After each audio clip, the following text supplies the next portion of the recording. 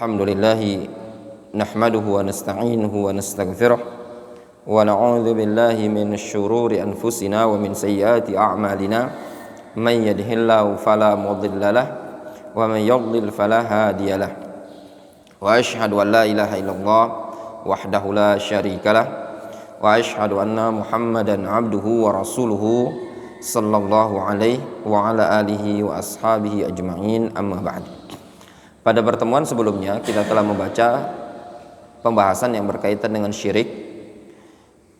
Intinya ada faedah yang disebutkan oleh Al-Imam An-Nawawi rahimahullah ta'ala. Orang yang masuk ke dalam surga, itu masuknya dia ke dalam surga itu ada dua jenis. Jadi kalau antum baca hadis, siapa yang mengamalkan begini-begini, dia masuk dalam surga. Dia mengamalkan ini, dia akan dimasukkan ke dalam surga. Masuknya orang ke dalam surga itu ada dua jenis. Yang pertama, masuk ke dalam surga, dakhalal jannah awwalan. Ya. Dia masuk ke dalam surga pertama kalinya. Maksudnya apa? Tidak singgah ke neraka sama sekali. Yang kedua, dia masuk ke dalam surga ba'dal azab, setelah diazab. Difahami? Setelah diazab. Ini faedah dari Al-Imam An-Nawawi rahimahullah ta'ala. Kita masuk pada bab yang berikutnya. Min anwa'ish syirki, termasuk bagian dari jenis-jenis syirik. Di sini disebutkan az-zabhu li ghairillah, menyembelih untuk selain Allah Subhanahu wa taala, taqarruban wa ta'ziman, dalam rangka taqarrub dan ta'zim.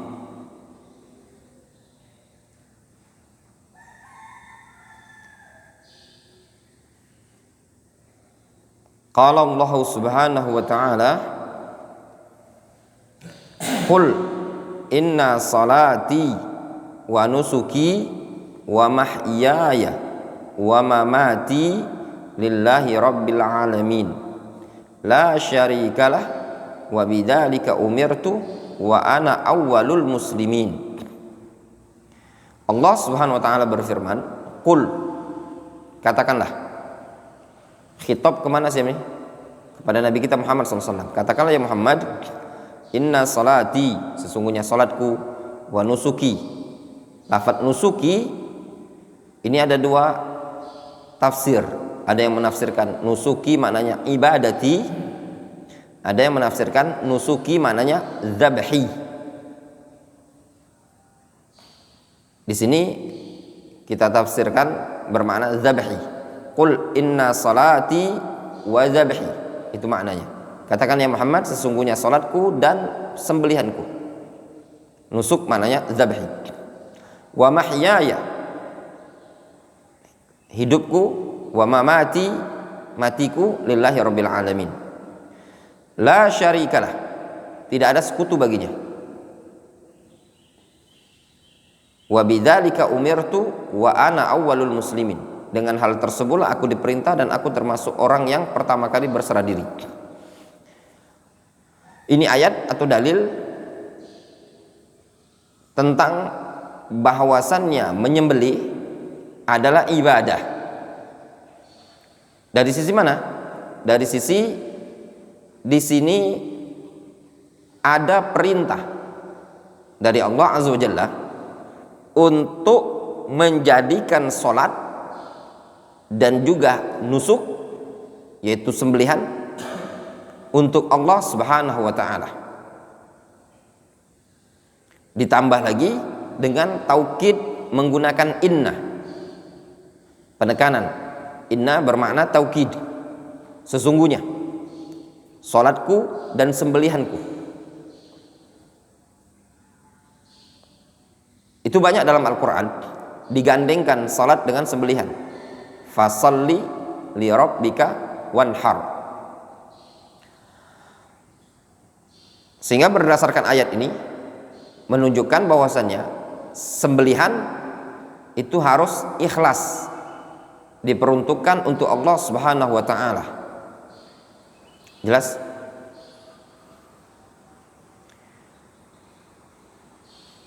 Wa an Ali ibni Abi Thalib radhiyallahu anhu, dari Ali bin Abi Thalib radhiyallahu anhu, qala an-nabiy sallallahu alaihi wasallam, Nabi sallallahu alaihi wasallam beliau bersabda. Di sini antum perhatikan hadisnya. Rasul mengatakan, la'anallahu man dzabaha li ghairillah.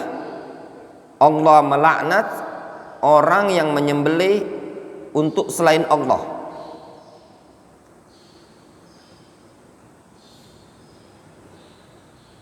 Wa la'anallahu man awa muhditsan. Allah melaknat orang yang melindungi muhdits. Di antara syarah, makna muhdits adalah ahlul maksiat. Ya, ahlul maksiat. Ada yang memaknakan muhdits di sini ahlul bidah.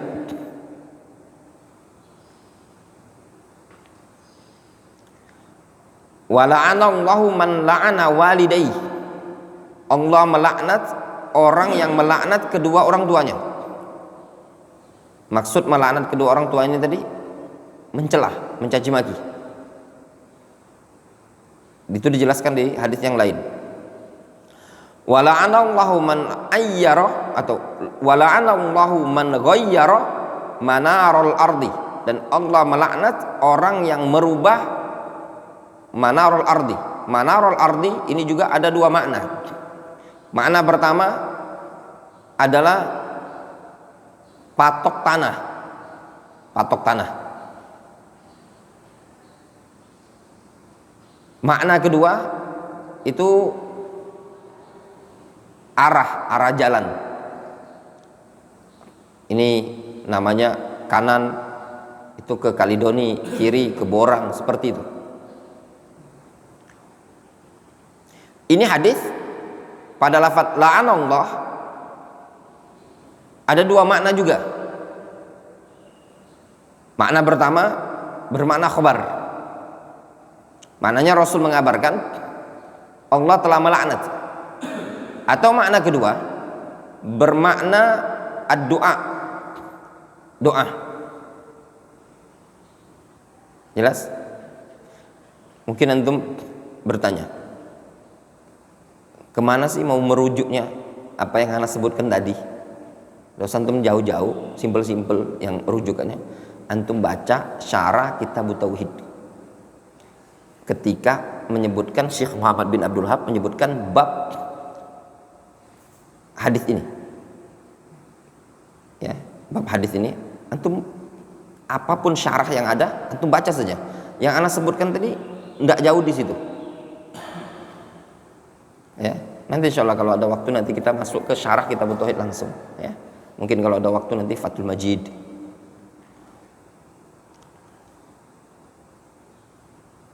Untuk syarah kitab tauhid itu yang lumayan bagus untuk melatih kemampuan Syekh Ibnu Utsaimin, ya. Al-Qaulul Mufid namanya. Inti pelajaran kita pagi hari ini pada lafaz la'anallahu man dzabaha li ghairillah. Allah melaknat orang yang menyembelih untuk selain Allah azza wajalla. Nah, di sini disebutkan, ana tidak menjelaskan panjang lebar la'anallahu man awa muhditsan wa la'anallahu man la'ana walidayhi wa la'anallahu man ghayyara manarul ardi. Antum bisa lihat syarah-syarah hadis ini tadi, ya. Karena inti kita adalah pada lafaz la'anallahu man dzabaha li ghairillah. Allah melaknat orang yang menyembelih untuk selain Allah azza wajalla. Nah, orang yang menyembelih untuk selain Allah subhanahu wa taala dilaknat. Ketika ada penyebutan laknat itu menunjukkan apa? Dosa besar. Di antara bentuk dosa besar itu kata para ulama, tatkala disebutkan pada konteks nas tersebut ada al-laknah. ada al-la'nu minallah, ada laknat dari Allah azza wajalla, atau ada pernyataan tabri'ah dari Nabi sallallahu alaihi wasallam, laisa minna man darabal hudud wa syaqqal juyub, atau ada hukuman di dunia atau ada ancaman di akhirat, itu dosa besar. Kita baca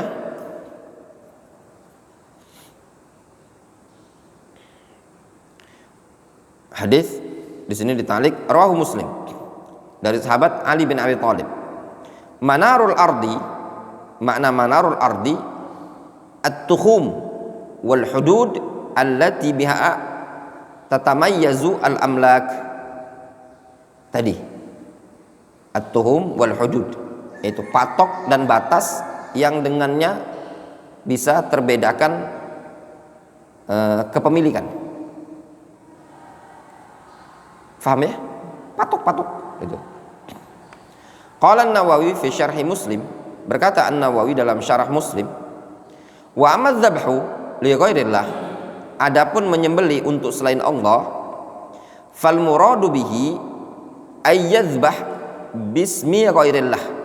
Nah, lihat di sini, maksud menyembelih untuk selain Allah, yang dimaksudkan dengannya adalah dia menyembelih bismi ghairillah, menyembelih dengan nama selain nama Allah.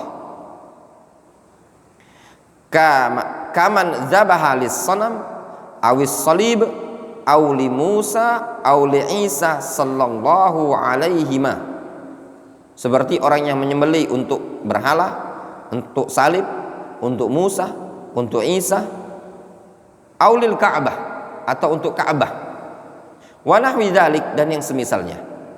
Fa kullu hadza haramun, semua ini adalah haram. Wala tahillu hadhiz dzabihah, dan sembelihan ini tidak halal. Wala tahillu hadhiz dzabihatu, sembelihan ini tidak halal. Sawaun kana dzabihu musliman au nasraniyan au yahudiyan, nassa alaihi Syafi'i wattafaqa alaihi ashabuna. Baik yang nyembelihnya tadi muslim atau nasrani atau yahudi, sebagaimana yang telah ditegaskan, dinaskan oleh al-Imam Syafi'i dan disepakati oleh ashabuna, yaitu ashabus Syafi'iyah. Jelas? Kata Imam Nawawi, makna hadis la'anallahu man dzabaha li ghairillah, itu maknanya man dzabaha bismi ghairillah. Seperti dia mengatakan bismi Isa, aku menyembelih dengan menyebut nama Isa, aku menyembelih dengan menyebut nama Musa. Jelas ya? Itu hukumnya haram.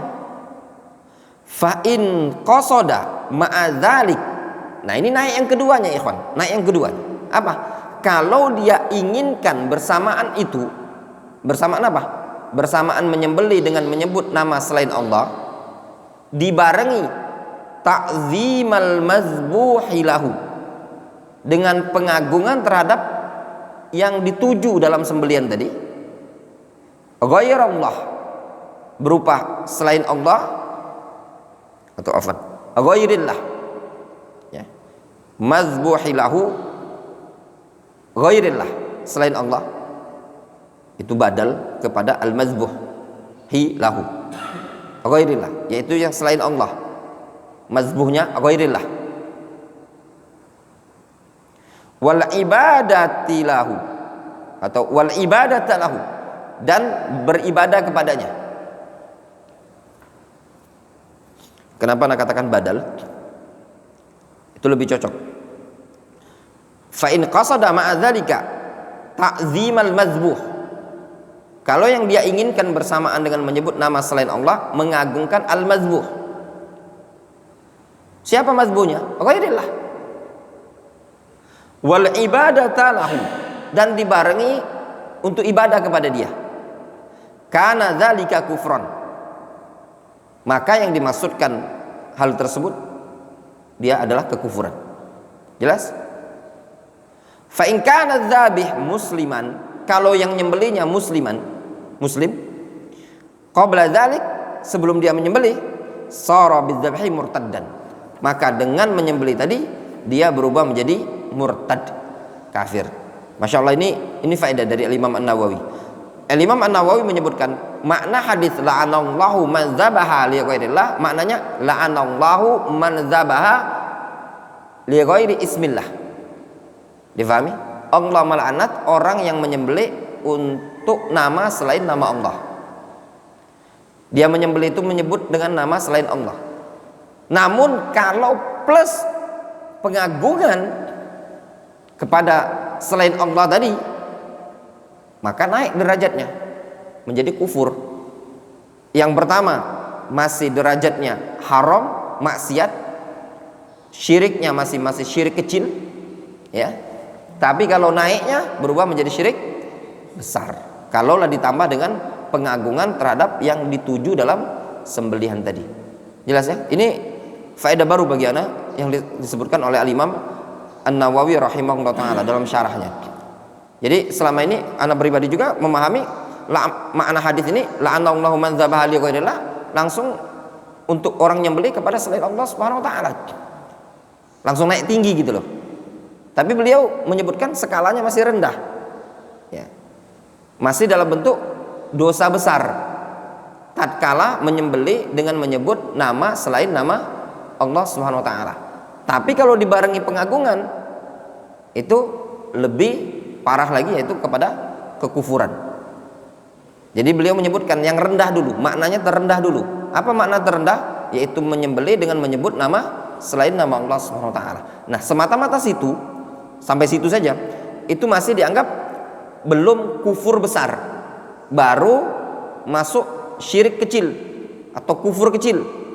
Tidak mengeluarkan dia dari keislaman, baru jatuh pada dosa besar, tapi tidak keluar dari keislaman. Sembelihan tersebut hukumnya haram.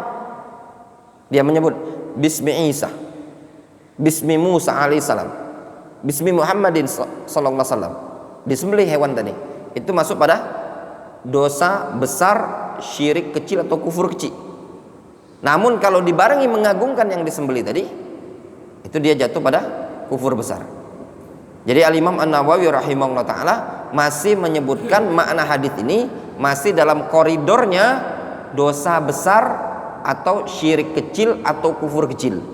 Kalau dibarengi dengan ta'zim, dah naik lagi menjadi syirik besar atau kufur besar. Jelas ya? Wallahu ta'ala. Mungkin apa makna yang disebutkan oleh Imam An-Nawawi ini tadi, yang beliau menyebutkan nasu alai syafi'i wattafaqu alai ashabuna, itu lebih masuk, ya, lebih masuk. Jadi dihitung yang kecil dulu sebelum naik ke yang besar. Supaya apa? Supaya mencakup, ya, supaya mencakup. Kalau yang kecil saja masuk dalam hadis ini, apalagi yang besar gitu loh. Kalau semata-mata dia memang niatnya untuk Allah Subhanahu wa taala, tapi menyebutnya dengan bismi wali fulan, tujuannya untuk Allah Subhanahu wa taala. Namun dia dengan menyebut bismi Nabi, ini jatuh pada syirik kecil atau kufur kecil, namun digolongkan dosa besar. Difahami? Nah, kalau yang lebih dari itu, ya lebih parah lagi, pasti sudah masuk. Difahami? Jadi beliau langsung memblok dari yang terkecil dulu. Dan ini makna lebih mencakup ya. Wallahu ta'ala. Mungkin kita cukupkan sampai di sini dulu. Ingat ya, ini tidak terlalu ana minta antum setoran-setoran. Tapi kalau ana harap antum hafalkan. Karena ini manfaat untuk antum sendiri. Adapun yang matan-matan nanti antum sekarang sudah selesai qadul arba. Nanti mungkin kita akan buka dars yang lain ya. Nah, supaya antum bisa setoran. Insyaallah di matan-matan yang ada ya. Ini penting tauhid ini tadi. Dan pelajaran yang paling gampang itu pelajaran tauhid. Paling mudah, tidak terlalu antum terbebani, antum fahami, antum yakini dalam hati. Pelajaran yang termudah. Jadi tauhid itu paling mudah. Adapun nanti insyaallah kita akan ada pelajaran namanya Al-Usul As-Sittah karya Syekh Muhammad bin Abdul Wahab.